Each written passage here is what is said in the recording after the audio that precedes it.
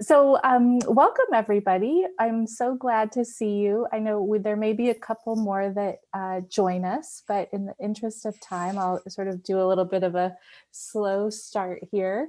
I am Christine Hydes. I think you all probably know me, but I am the Associate Minister of Discipleship at Kenilworth Union Church. And tonight we are so excited to welcome a special guest, Amelia Richardson Dress, who is the author of the Hopeful Family book. You do not have to have read the book to be here tonight. We're just glad you're here. I met Amelia online. It was one of those kind of fun connections that happened in this very online world that we're living in. And she and I spent part of September reading and studying a book together. So I just really appreciate Amelia as a fellow Christian educator and a pastor.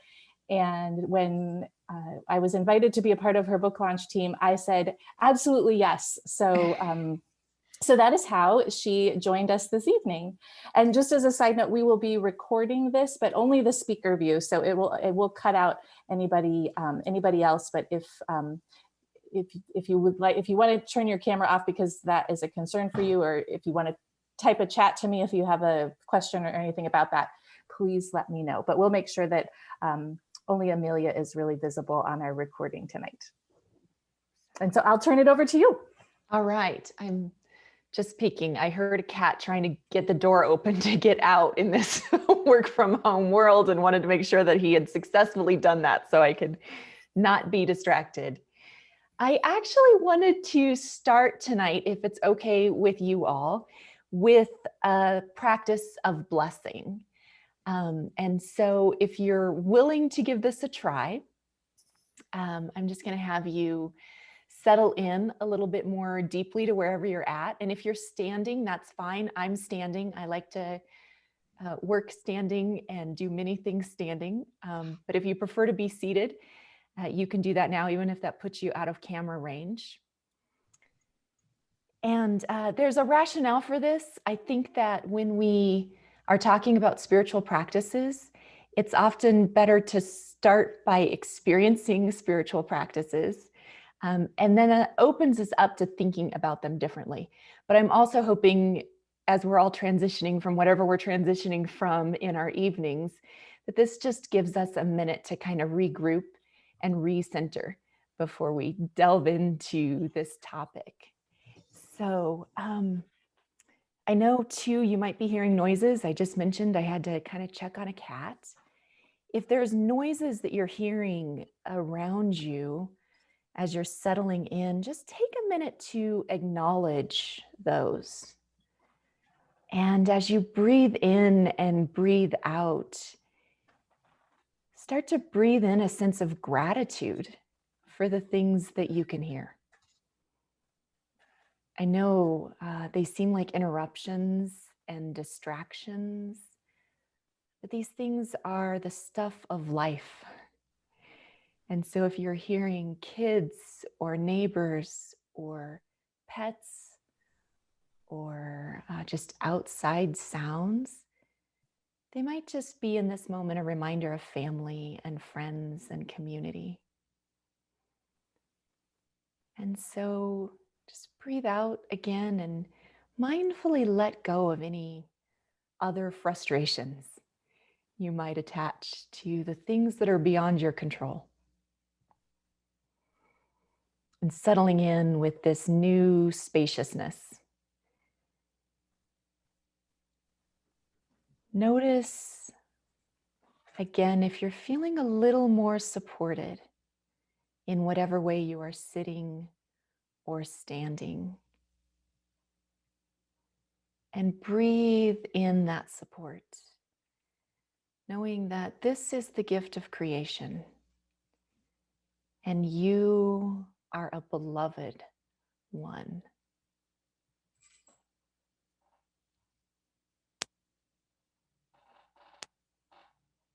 Hear the words resting on you. God is with you.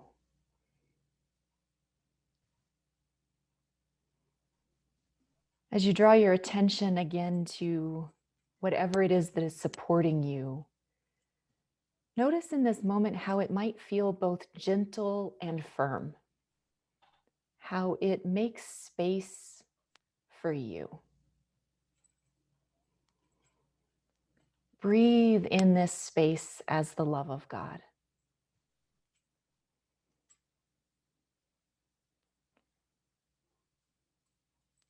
And as your breath deepens and your awareness deepens, begin to imagine this love like a ball of light that is surrounding you. Here again, you are beloved.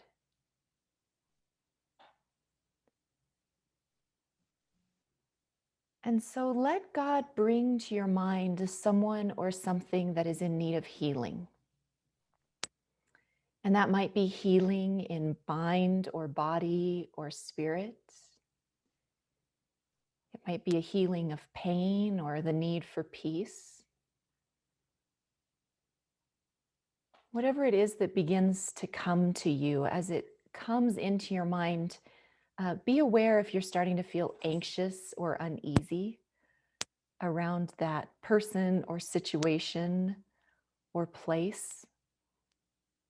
That happens because it's something that we are concerned about.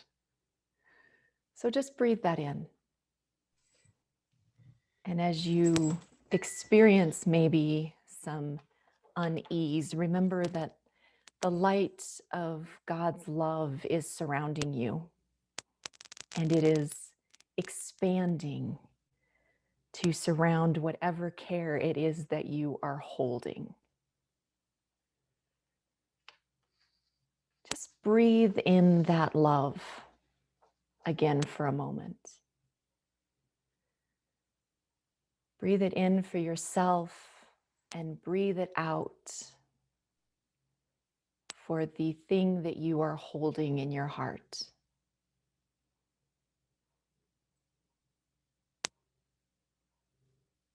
As we breathe in again together, may there be healing, may there be peace, may there be joy. And let us take another breath as you need to, so that we can come back together. And I'm going to give you a moment to come back slowly. I have a small practical matter to take care of, and I will be right back in a moment.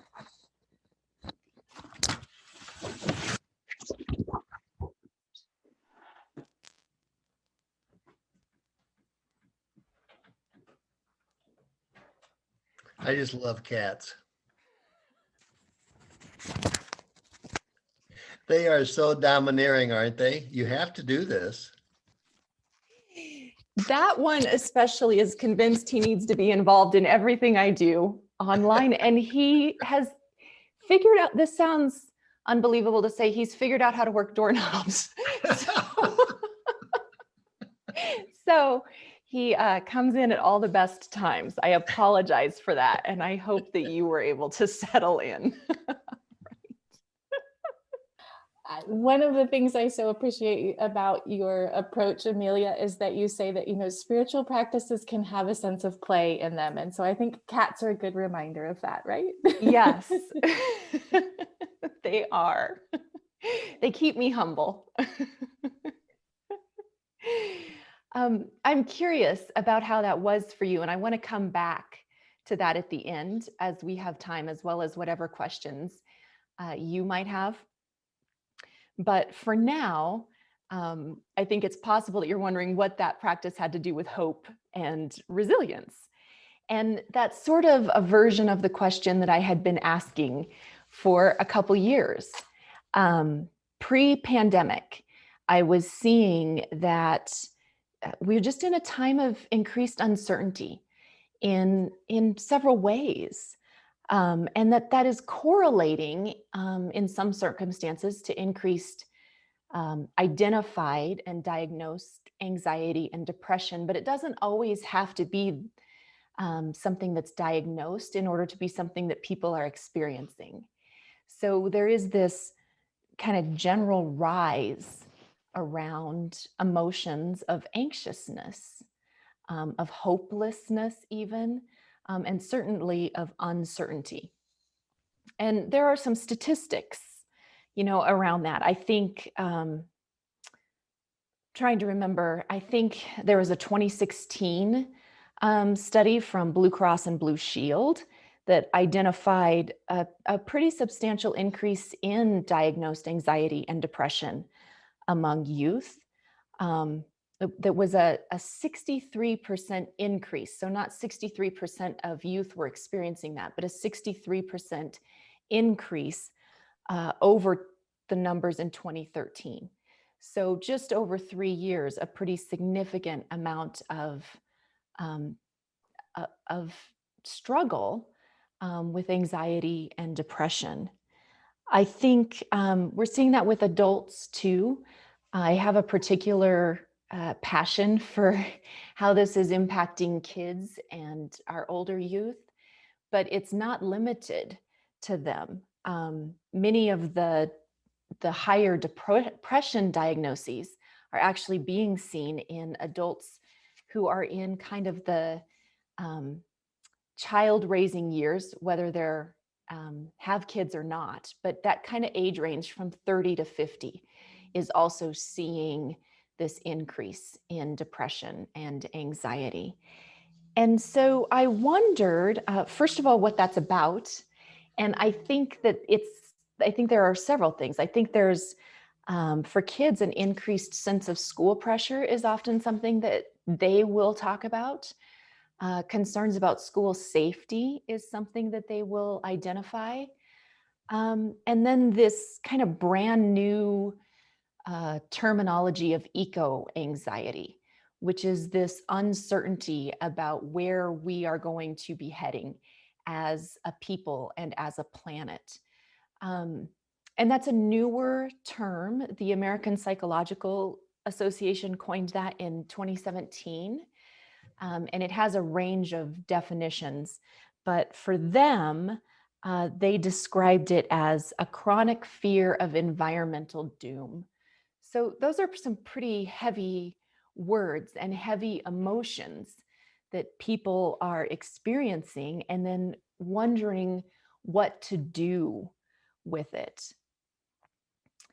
So I think as we start to think about that and unpack it, and I want to breathe into that in a moment, because I do know that even talking about it raises that kind of unease again. Like, oh, these are big things that we haven't coped with in the same way before. And I think that is part of what makes it a unique challenge. Not that people haven't had hard times before. They have, and recognizing that and learning from them is helpful. But we also know that the way that we have typically coped with challenges isn't holding up as well under these pressures. I liked Amy Lewis Riao, who is the founder of the Good Grief Network, and they do work around grief of this kind of magnitude. She had a quote where she said, in the past, we had this belief that if we just followed certain rules, things would be predictable and safe. And now what we're discovering is the rules don't exist. We don't know what it is that we need to do to make things predictable and safe. And that, I think, is what's bringing forward that increased sense of uncertainty in a lot of ways. So the question for us then, and the reason you're all here, is how we live well into that. And as Christians, we have this language of hope, that we want to be people of hope. And we often talk about it as a virtue. I think, many of our biblical quotes, the one that comes to mind for me is often Jeremiah 17:7. Blessed is the one who trusts in the Lord and whose confidence is in God. Those kinds of very important and profound statements about hope can give us this sense that hope is something that you have, that it is an attribute or a value or a virtue. And what I want to think about a little bit differently is the possibility that hope is a skill. And I do think that I'm hearing others begin to talk about it that way as well. So the difference is that rather than just being something you have, we could start to think about hope as something that you grow in. And there are people who are more hopeful naturally than others. But that's true of many gifts. And we still know that we can grow from wherever we are at. One of the reasons that I think it's really important to talk about hope as a skill, in addition to a virtue, is because it helps us make this distinction between hope and reassurance. And I think reassurance is really valuable in a lot of situations. Reassurance is the thing when a toddler is afraid there's a monster under their bed, that a parent or a grandparent or a caregiver helps them look and see that the monster's not there and lets them know that there are safe grown-ups around to take care of them. An older kid who's nervous, that they're going to go to school and fail on a test, and we might provide reassurance by letting them know, no, everything's going to be okay. That is useful in many situations. Where it can be misapplied is when people are experiencing these big questions about life, and how things are moving. Reassurance would say, don't worry, everything's going to work out. And it doesn't quite meet the need that people are expressing, which is really the need for a bigger, deeper, richer understanding of how you live well, even in uncertainty. So talking about hope as a skill, I think, helps us open the door to thinking about how we teach hope rather than just telling people that they need to have hope.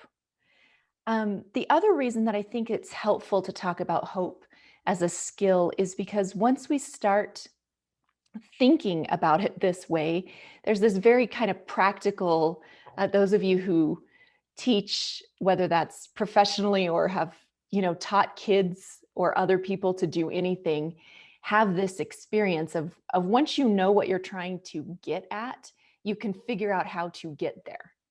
And so we can kind of work backwards then once we have a sense that hope is a skill, and look at how do we help kids develop that then. The reason that I ended up connecting hope and resilience is because we don't quite have that worked out. Because we are just beginning to learn to talk about hope as a skill, and because hope, in the way that I'm using it, tends to be more of a spiritual idea and a theological idea, there's not this empirical research of how do we move people to that place. But there is a lot of research about how we help people become more resilient and how we become more resilient ourselves. And so these ideas, these complementary ideas of hope and resilience, resilience meaning the sense that we can live into the challenges that come, pairing those together in that way kind of helps us see what steps we might need to take to teach hope. The research around that is so fascinating is that we do see that kids and teenagers with a spiritual life often thrive in a unique way. And sort of the go-to person for that right now is Dr. Lisa Miller, who is a psychologist who did a lot of research around spirituality and and kids, and how they, just starting with that question, do they do better if they have spirituality? And she was working with a very broad definition of spirituality as a connection to others and something bigger. So we know that when kids do have some sense of spirituality, they're less likely to abuse drugs. They're less likely to engage in risky sexual behaviors. They often do better academically. So she unpacks that a little bit too, and I would recommend that book if you're more interested in that. Like, why is that? And what are the things that make that true? But that's especially what I wanted to look at, is what is it about the spiritual life, more particularly, what is it about how we can live spiritually that makes this helpful and healthy for people? So that's how I came to looking at spiritual practices. And you all are probably familiar with the idea of spiritual practices. It's just this sense that we live our life of faith, day to day. And so everyday things that we do, like prayer or acts of gratitude or loving our neighbor, are spiritual practices. And there's many of them. You can define them in countless ways. And there's also creativity around them. So some people experience maybe painting as a spiritual practice because it connects them with God and it becomes a time of prayer for them or a time of giving for them. So the door to spiritual practices is pretty wide. And I think that's a tremendous gift of it. I offer that as that element of creativity. Play around with it in your own life and see what it is that feeds your spirit.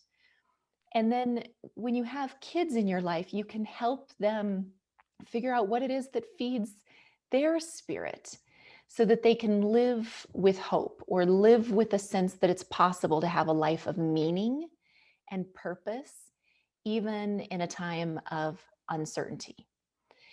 I looked at 9 spiritual practices, and I chose them based on a combination of kind of how could I categorize spiritual practices, knowing that there are many ways to do that, as well as where are the connections between resilience. So gratitude, for example, was a spiritual practice and a virtue for millennia before the field of psychology was kind of invented as its own separate thing. Now, though, we do have this wellspring of information from the field of psychology who has studied gratitude and seen the impact that it has on people. We often talk about gratitude affecting happiness. And I think there's plenty of research that it does that. But for our purposes, what's even more important is that it affects resilience. So people who cultivate this ability to be grateful learn how to, within that gratitude, kind of open up a space that they can handle hard things. So there's this connection between the spiritual practices and resilience and this sense of hope. And we saw that in the meditation that we opened with.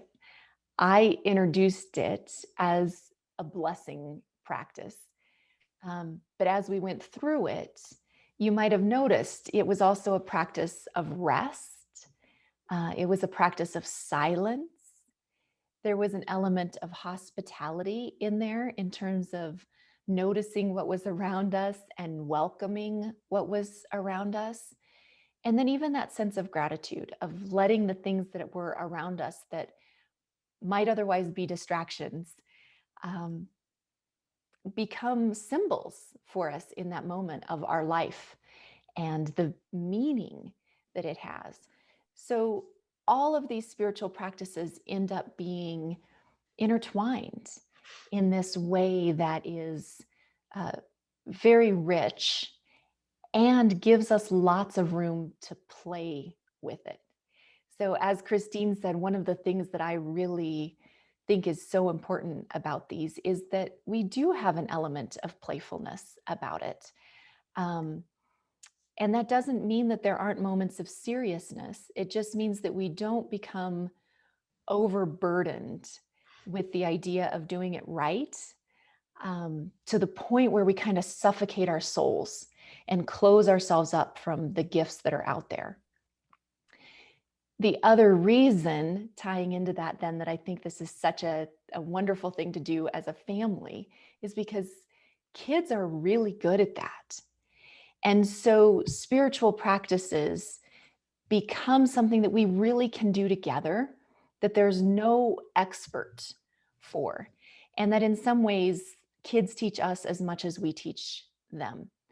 So it's a learning alongside of, which relieves that pressure for parents or grandparents or teachers to be the one who knows it all, to figure out life and to give kids hope and to help them thrive.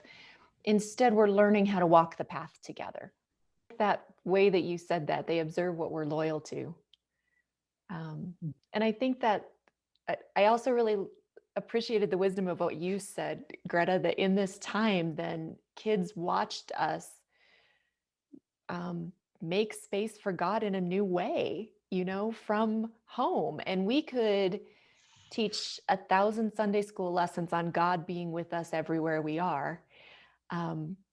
But these kids have now had this experience of finding God or seeing the adults around them find God in a new way wherever they are. And despite all the hardships of this time, they may be better off with some of that kind of modeling.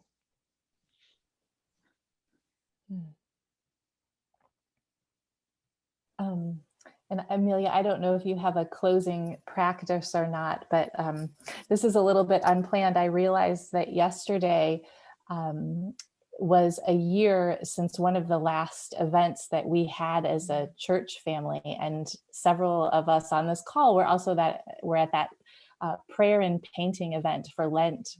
And at that we painted, but we also talked about breathing practices, and just I think we had a sense then that we needed grounding and centering practices to help us manage some of the challenges.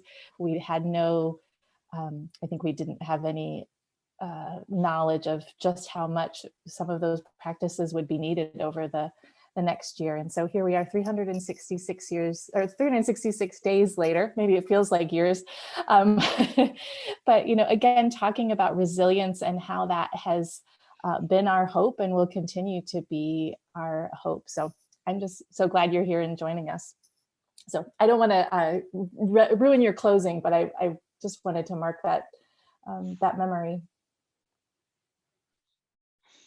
I was also very aware of coming up on the year of this and how much we have adapted and grieved, and had to figure out how to move forward.